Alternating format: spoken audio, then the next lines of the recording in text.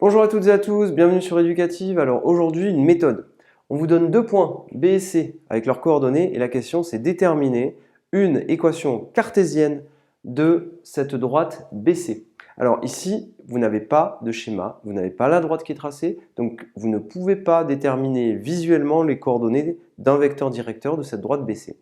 Comment va-t-on faire? Plusieurs méthodes ici, mais ce que je vous propose, c'est de faire la méthode la plus classique. Alors, je vous rappelle que les coordonnées d'un vecteur directeur d'une droite D, d'une droite quelconque, les coordonnées sont de la forme moins BA. U a pour coordonnées moins BA. U étant un vecteur directeur d'une droite D, et cette droite D ayant pour équation AX plus BY plus C égale 0. Alors, comment va-t-on faire? Premièrement, pour déterminer une équation cartésienne de droite, déterminons les coordonnées d'un vecteur directeur de cette droite. Alors, il se trouve que le point B et le point C, eh bien, ce sont deux points qui appartiennent bien à la droite BC, comme leur nom l'indique. Donc voilà ce que nous allons faire. On va remarquer que BC est tout simplement un vecteur directeur. BC est un vecteur directeur de BC. Donc ce qu'on va faire, je ne vais pas l'écrire, ce qu'on va faire, c'est qu'on va déterminer les coordonnées du vecteur BC. Comme ça, on aura les coordonnées d'un vecteur directeur de la droite BC, et du coup, on aura ces valeurs-là qui nous intéressent pour pouvoir avoir la valeur de B et de A pour avoir le début de l'équation d'une équation cartésienne de D. Allons-y. Alors, les coordonnées du vecteur BC, c'est très simple à calculer. Moi, je vous conseille de mettre des moins comme ceci. Ici, on écrit les coordonnées de C moins les coordonnées de B. Alors, les coordonnées de C, vous écrivez 2 et moins 1, moins les coordonnées de B qui sont 1 et moins 1. Vous faites votre calcul, les coordonnées de BC, donc 2 moins 1, ça nous fait 1, et ici, 1 moins moins 1, pardon, moins 1 moins moins 1, ça nous fait au final que les coordonnées de BC sont 1, et moins 1 moins moins 1, ça fait moins 1 plus 1, 0. Et ici, nous avons les coordonnées de BC, 1, 0. En conséquence,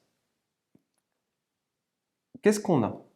On a que moins B vaut 1, et on a que A vaut 0. On va le noter. On a donc que moins B est égal à 1, et on a que A est égal à 0. C'est-à-dire, on a les valeurs de A et B, A il vaut 0, et B, comme on a un moins et un moins, et B vaut 1. On a beaucoup avancé, on a à présent A et B. Il ne nous reste plus qu'à trouver C. Alors, je vous laisse noter ça, je vais effacer pour qu'ensuite on puisse trouver la valeur de C. Et on va bien noter que A vaut 0 et que B vaut 1. Alors, comment va-t-on faire? Eh bien, on l'a déjà vu dans une vidéo qui précède. Tout simplement, on va se rappeler que une équation de D est de la forme 0x, évidemment après je ne l'écrirai plus une fois y plus c égale 0. Et ce que je vais faire, c'est que je vais juste essayer de me rappeler que le point B ou le point C appartiennent à cette droite D. Alors qu'est-ce que je vais dire? Je vais dire que le point C de coordonnées 2, moins 1 appartient à la droite D, si et seulement si. Et quand je remplace, l'équation doit être vérifiée. Donc je le fais, ça nous fait 0 multiplié par 2, plus 1 fois y qui vaut moins 1, plus c qui vaut 0. Je résous. 0 fois 2, ça fait 0. 1 fois moins 1, ça fait moins 1. Et au final, on obtient moins 1 plus c égale 0. Ce qui veut dire que c est égal à 1. Maintenant, on va conclure en remplaçant A, B, C par les valeurs que nous avons trouvées. Et normalement, vous devriez me faire une remarque en me disant « Monsieur, il y a peut-être quelque chose qui ne colle pas » ou alors il y a quelque chose de bizarre, ou alors on aurait pu aller plus vite. Je vous laisse déjà réfléchir un petit peu. Alors, équation, bien, au final, je vais l'écrire. Donc le A, on a trouvé combien? On a trouvé 0. Alors, c'est plus la droite D, c'est la droite BC. A, on a trouvé 0x. B, on a trouvé 1. Donc à la place de B, on va mettre une fois Y, c'est-à-dire 1. Une fois Y, ça fait Y. Donc du coup, je peux écrire que ça fait Y. Et pour C, on va écrire sa valeur. 1. Je vais tout effacer. Et maintenant, on va réfléchir ensemble. Car cette équation